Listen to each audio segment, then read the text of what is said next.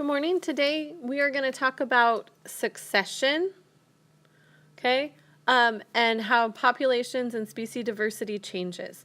So please set up your journal for Cornell Notes and make sure you write in today's essential question. Succession should be the title of your paper today.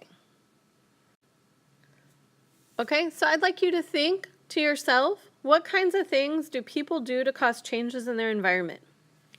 I want you to list 3 things people do. You don't have to write this question, just list 3 things people do and say that they're things people do.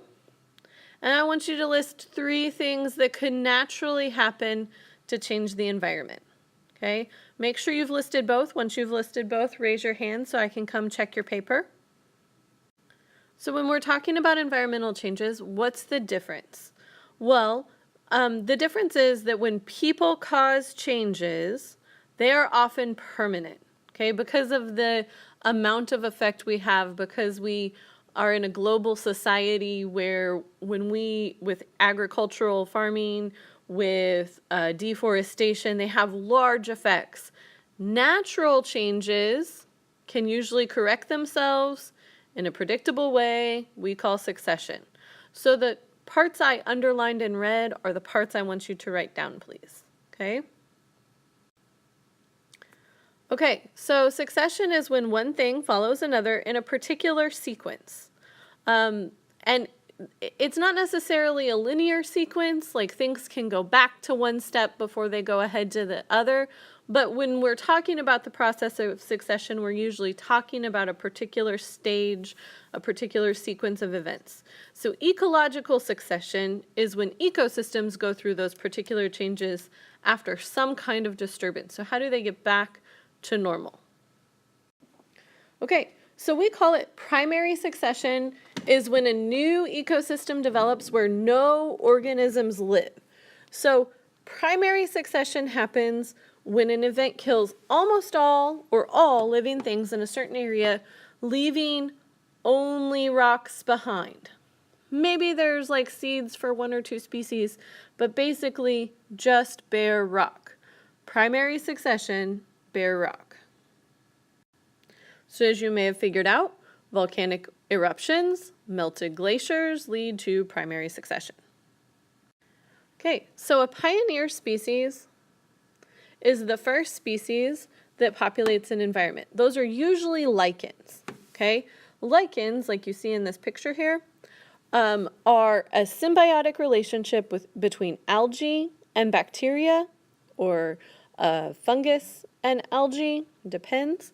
And they grow anywhere on rocks, and as part of their biological process, they help weather break down the rocks, and as they break down rocks and they die and different things happen, like it ends up creating soil. Okay, so this is really important too, to make sure you have written down.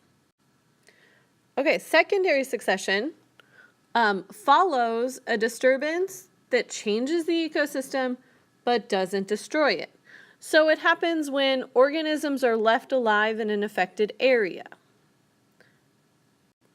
For example, forest fires, hurricanes, and tornadoes lead to secondary succession. They're still bad, it's still destroying things, but the soil is still there, so the soil exists to help things regrow faster. In a glacier or a volcano, you've covered up the soil to a degree that you have to start fresh. Okay, so succession affects the organism populations in 2 ways. Density and diversity both increase as succession progresses. Have this whole slide written down. At the end of succession, you end up with what we call a climax community. A climax community is the highest level of biodiversity possible in that area. Now, a climax community in a forest looks different than a climax community in a desert, looks different than a climax community in an ocean or a pond. Okay, so some of what a climax community is going to look like depends on the abiotic factors available to it, the amount of water, the temperature, amount of sunlight, things like that.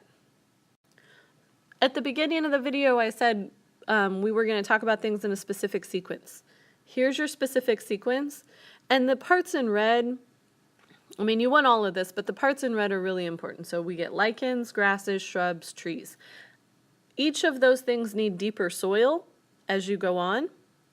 And the deeper soil allows more things to grow, which means you can have bigger animals move in. Okay? So the further along the steps of succession you are, or places, the more animals and the bigger animals you should see. Please make sure you write a summary at the bottom of your notes and then raise your hand so I can come check them.